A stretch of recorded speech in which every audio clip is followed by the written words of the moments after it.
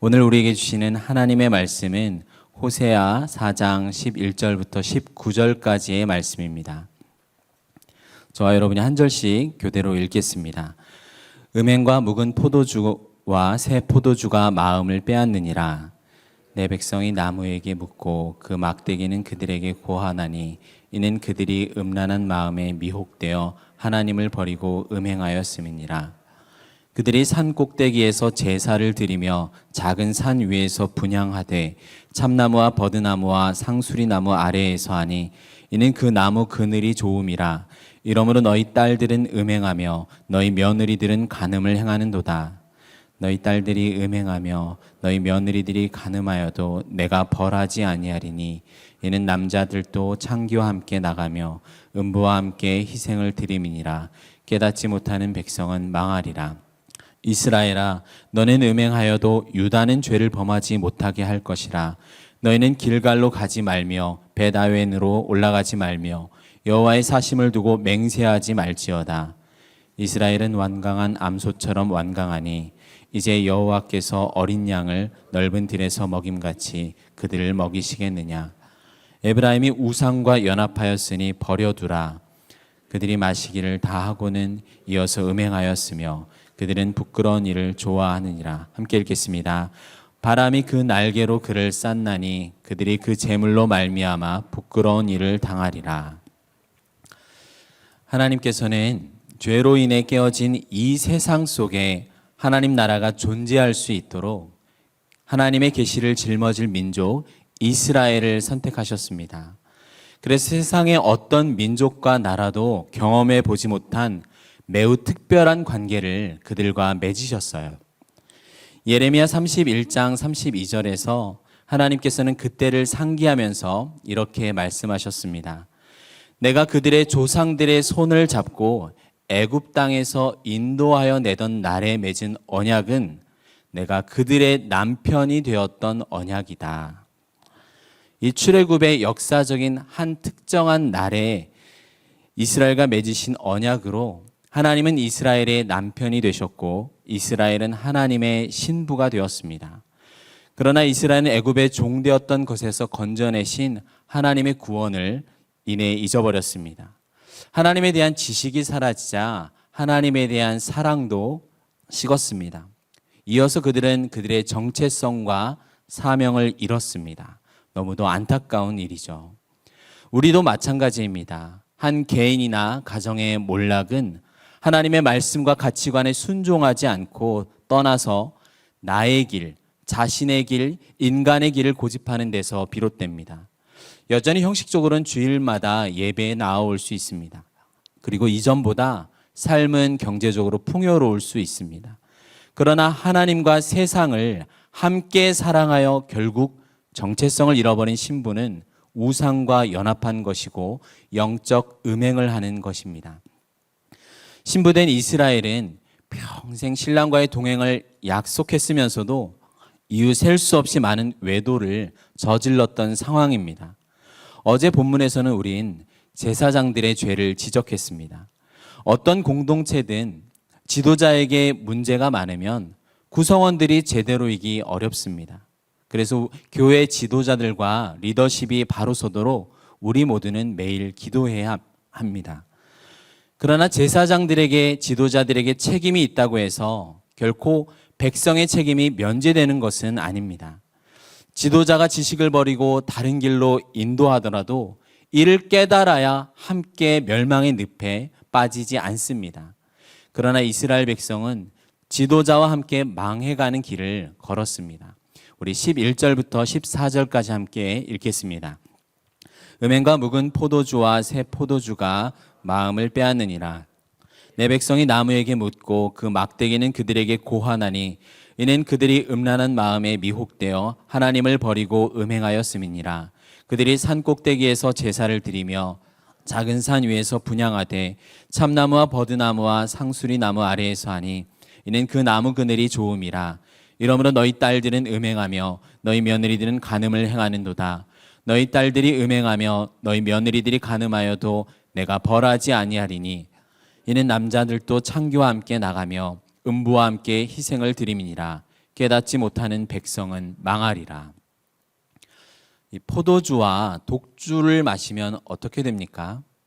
했던 말을 하고 또 하고 없던 말도 하지요. 또 몸은 어떻습니까? 이리저리 비틀거리고 또 하지 않아야 할 수치스러울 행동들을 하게 됩니다. 하나님께서 우리에게 허락하신 이 시간과 공간 속에서 하나님의 다스림을 받기보다는 결국 술의 지배를 당합니다. 이 가나안 땅의 특산물인 포도주는 바알과 아세라 우상에게 제사할 때마다 필수적으로 사용되고 먹고 마셨습니다. 묵은 포도주와 새 포도주로 상징되는 이 가나안의 풍요로움 속에서 이스라엘은 하나님의 지식을 버리고 마음이 미혹되었습니다. 하나님을 떠나 사람을 기쁘게 하는 거짓으로 예언하는 지도자들의 말을 이스라엘 백성들은 더 좋아했어요. 이 허망한 모습을 하나님께서는 탄식하고 계십니다. 나무에 묻고 듣는 그들을 향해 여전히 내 백성이라 말씀하시는 하나님의 마음이 느껴지시나요? 그런데 내 백성이라 말하는 자들은 어떻습니까? 하나님께 구하는 대신 나무로 만들어진 아세라 여신과 같은 우상들로부터 자신들의 질문의 대답을 듣기 원했습니다. 이것은 남편을 떠나 다른 여자와 간음을 하는, 다른 남자와 간음을 행하는 모습과 같았습니다. 오늘날 그리스도인들조차 하나님의 말씀을 삶의 유일한 기준으로 삼는 모습을 점점 발견하기가 어렵습니다. 여전히 이사를 갈 때 손 없는 날이 언제인지를 확인하는 사람도 있고 운세와 사주를 재미로나마 확인합니다. 또 로또와 연금 복권을 그것에 내 희망과 내 인생을 걸어보려 합니다. 온 우주와 삶을 주관하시는 하나님에 대한 진실한 믿음이 점점 그리스도인들에게조차도 사라져가고 있습니다. 말씀을 깊이 묵상하며 하나님과 깊이 대화하는 시간보다는 유튜브, 인스타, 넷플릭스나 디즈니 플러스 같은 플랫폼 안에서 내 시간을 더 보내는 것을 좋아합니다. 그뿐 아니죠. 우리 홈쇼핑이나 요즘은 유행하는 당근마켓 같은 것을 통해서 물건을 주고받는 것에 온 정신을 쏟는 안타까운 현실입니다. 지금 이스라엘 백성이 우상 숭배하는 장소는 또한 어떻습니까? 산 꼭대기와 작은 산 위, 참나무, 버드나무, 상수리나무 아래입니다. 이 산의 정상이나 언덕 같은 곳이 그들은 이렇게 생각했던 것 같습니다. 신과 더 가까울 것이다 라고 여겼던 것 같습니다. 또한 무더운 기후에 잎이 무성한 참나무, 버드나무, 상수리나무 아래의 그늘은 아름답기도 하고 매력적이기도 합니다. 우리나라와 이 세계 곳곳을 다녀봐도 자연이 아름다운 장소마다 이 종교적인 건물이 들어서지 않은 곳이 없을 정도입니다. 아마도 이스라엘 백성은 이 무성하고 풍성한 나무처럼 자신들과 가정의 이 삶이 번영하고 복받기를 갈구하는 마음으로 하나님께 나아갔을 것입니다. 그러나 사람이 보기에 좋은 것이 하나님께도 반드시 좋은 것은 아닙니다. 그들이 보기에 좋은 나무 아래에서 열심히 희생 제사를 드렸지만 그것이 바로 음행을 하는 것이었습니다. 성도 여러분, 하나님께 희생 제사를 드리고 분향을 하는 것이 언제나 귀한 봉사가 아닌가요? 그러나 아무리 경건한 열심과 좋은 의도로 하나님을 예배하고 있다고 스스로 생각하여도 하나님의 평가는 달랐습니다. 아직 구약의 이스라엘에게는 1년에 3차례 곧 무교절과 칠칠절과 초막절에 하나님께서 택하신 장소에서 하나님을 뵙도록 명령하셨습니다. 왜냐하면 그 절기들과 장소들이 가리키는 바로 그 십자가의 모습이 바로 자기 백성을 대신하여 죽으실 그리스도의 복음을 가리키고 있는 그림자가 되는 장소와 절기들이기 때문입니다. 하나님께서는 아담의 첫 범죄부터 지금까지 동일하게 자신의 백성을 구원하기 위한 다른 이름을 우리에게 주신 적이 없습니다. 그래서 우리는 나와 가정, 이 자녀 교육과 경제적인 풍요, 내 건강 증진을 위해서라면 반드시 예수님이 아니어도 괜찮다고 여기는 그런 마음은 결코 없어야 합니다. 생명의 주를 떠난 모든 자리는 실상 사망의 영역입니다. 말씀을 떠난 열심은 하나님의 의를 쫓는 것이 아니라 자기 의를, 사람의 의를 추구할 뿐입니다. 우리가 지식만 있고 행동하지 않는 것도 문제죠. 그러나 더 큰 문제는 성경에서 말하는 바른 지식을 떠나 나만의 생각으로 신앙생활을 해오고 열심을 내는 것은 더 큰 문제입니다. 올바른 과정을 생략한 채 최종 목적지에 도달할 수는 없습니다.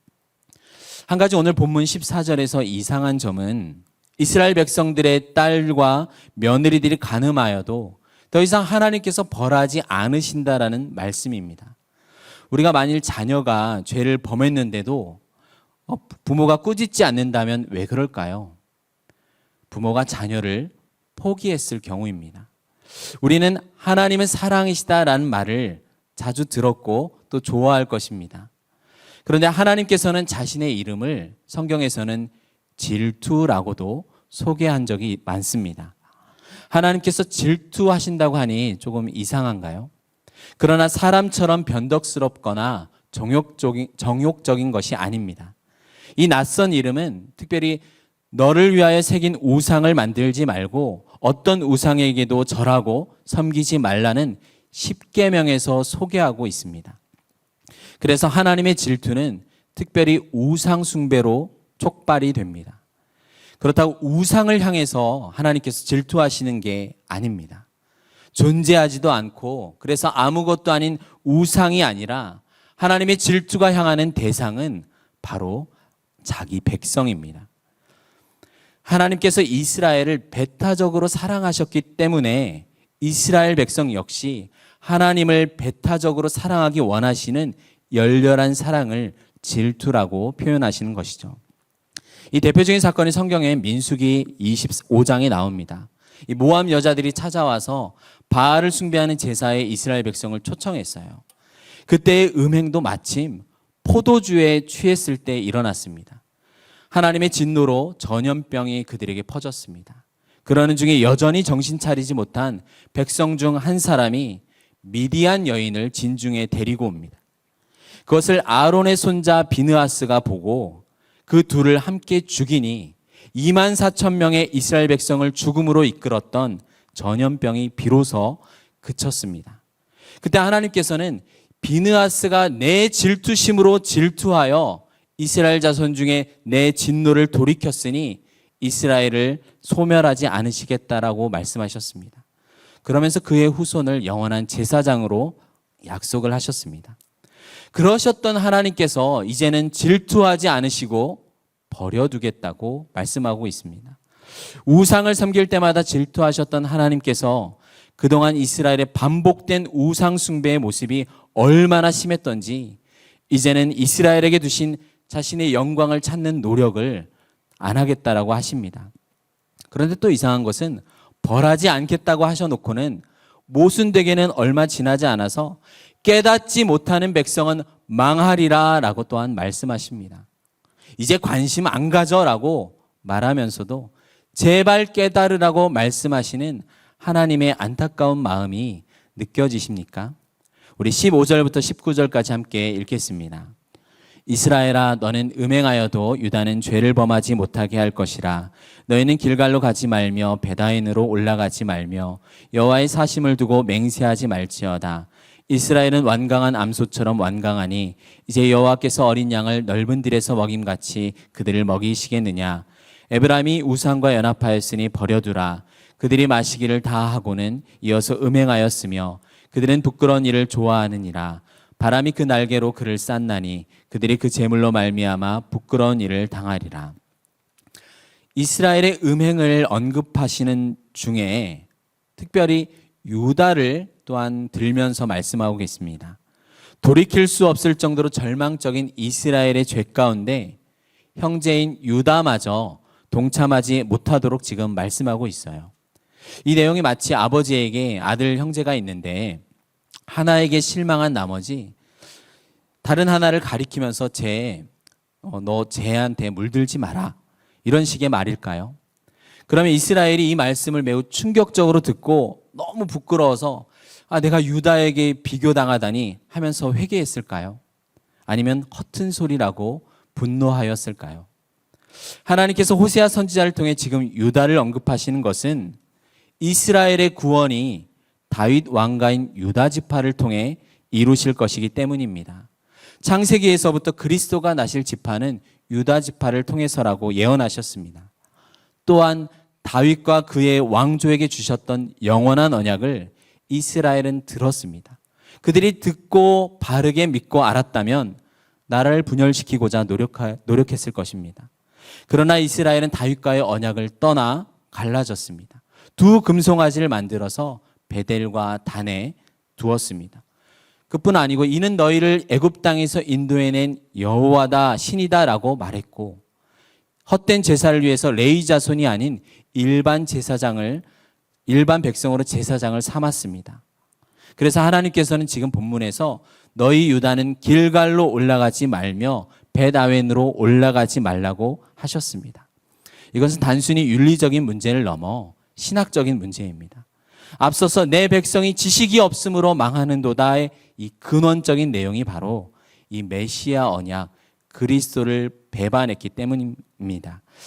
이 길갈이라는 장소는 이스라엘에게 매우 큰 의미가 있어요.